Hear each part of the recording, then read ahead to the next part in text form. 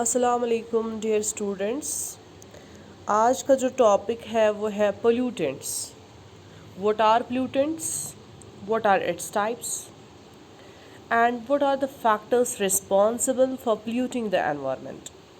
सबसे पहले हम जानेंगे पोल्यूटेंट्स क्या होते हैं।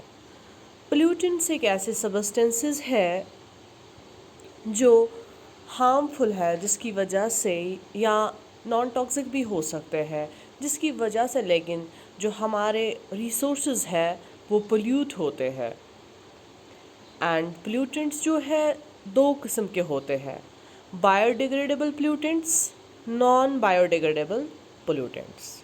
बायोडिग्रेडेबल पोल्यूटेंट्स वो पोल्यूटेंट्स होते हैं जब वो ज़मीन पे आ जाते हैं तो वो ब्रेक डाउन हो जाते हैं, वो सिंपलर सब्सटेंसेस में उन पे छोटे छोटे ज़रे हो जाते हैं उनको कुछ टाइम के बाद, वेदर वो मॉइस्चर की वजह से उनको हो जाए, बैक्टीरिया माइक्रो ऑर्गेनिजम्स की वजह से हो जाए, लेकिन वो छोटे छोटे ज़राओं में डिवाइड हो जाते हैं। ऐसे पोल्यूटेंट्स को हम बायोडिग्रेडेबल पोल्यूटेंट्स कहते हैं। एग्ज़ाम्पल वेजिटेबल वेस्ट है, जो सब्जियों के छिलके होते हैं, मेवों के छिलके होते हैं, या सीवेज वेस्ट जो वॉशरूम से पानी निकलता है, किचन से जो पानी निकलता है, या जो पेपर होता है, वुड होता है, या कैटल डंग जो एनिमल्स से एनिमल वेस्ट निकलता है वो, या एग्रीकल्चर वेस्ट जो प्लांट्स एनिमल्स का डेड रिमेन्स होते हैं। इन सब वेस्ट्स को हम ऑर्गेनिक वेस्ट्स कहते हैं। क्यों? क्योंकि ऐसे वेस्ट्स जो है वो इजीली ज़मीन के साथ मिल जाते हैं, ज़मीन के साथ सॉइल के साथ ये इजीली मिल जाते हैं और ये हार्मलेस होते हैं। ऐसे सबस्टेंसेस जो है वो हार्मलेस होते हैं, बल्कि वो वापस एनवायरनमेंट को लौटाते हैं कुछ न्यूट्रेंट्स।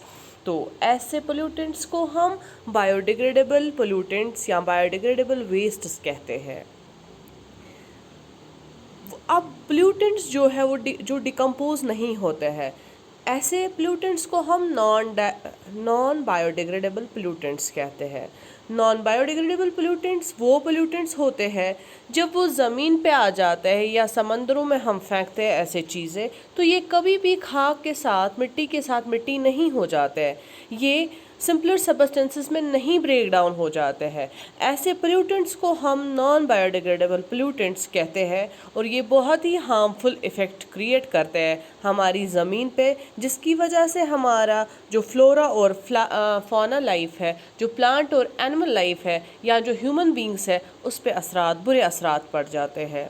जैसे एग्ज़ाम्पल मैं आपको दूंगी, प्लास्टिक्स, इंसेक्टिसाइड्स, पेस्टिसाइड्स, केमिकल्स, ये सारी चीज़ें ऐसी पोल्यूटेंट्स हैं जो ज़मीन के साथ कभी भी ख़त्म नहीं होते हैं, इसलिए इनके जो बुरे असरात हैं वो हमारी ज़मीन पे रह जाते हैं, जिसकी वजह से हमारे जो एग्रीकल्चर है वो भी अच्छा खासा प्रोडक्शन नहीं दे पा रहा है, फर्टिलाइजेशन वैसी नहीं रहती है। इसलिए as a human being, as a society member, हमें चाहिए कि जो पोल्यूटेंट्स है, जो नॉन बायोडिग्रेडेबल पोल्यूटेंट्स है, नॉन बायोडिग्रेडेबल सबस्टेंसेस है, उनका इस्तेमाल बहुत ही कम करें, बल्कि अगर हो सके तो ना ही करें। कुछ फैक्टर्स है जो रिस्पॉन्सिबल है जिसकी वजह से हमारा जो एनवायरनमेंट है पोल्यूट हो जाता है। जो जितने भी व्हीकल्स है, गाड़ियाँ है, स्कूटर है, बसेस है, ट्रेन्स है, इनसे जो है गंदे फ्यूम्स निकलते हैं, एग्जॉस्टिंग फ्यूम्स निकलते हैं, जिसकी वजह से जो हमारा एयर है वो पोल्यूट होता है और इस वजह से हम साफ़ हवा की सांस भी नहीं ले सकते हैं। तो इस वजह से ये ह्यूमन लाइफ पे भी इफ़ेक्ट करता है और साथ ही साथ प्लांट्स और एनिमल्स पे भी।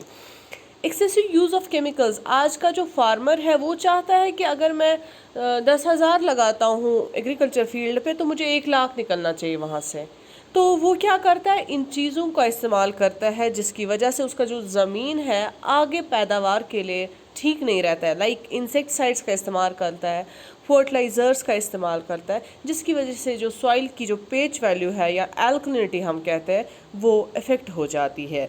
इसलिए अगर हमें चाहिए भी यूज़ करना तो हमें बहुत बहुत कम मिकदार में इन चीज़ों का इस्तेमाल करना चाहिए, वरना इसकी वजह से जो बैड इम्पैक्ट पड़ता है वो हमारे माइक्रो ऑर्गेनिजम्स पे भी है, जितने भी जानदार हैं उन पे बुरे असरात पड़ते हैं और इस वजह से इकोलॉजिकल बैलेंस जो है, इकोलॉजिकल साइकिल जो है वो इफ़ेक्ट हो जाता है। और भी चीज़ें जैसे प्लास्टिक वेस्ट है, पॉलीथीन है, प्लास्टिक की बॉटल्स है, प्लास्टिक के बैग्स है, ये हम ऐसे ही ज़मीन पे फेंकते हैं। या अगर हम देखेंगे छोटे बच्चे या बड़े भी आजकल जो चिप्स वगैरह खाते हैं, हम ऐसे ही फेंकते हैं ज़मीन पे।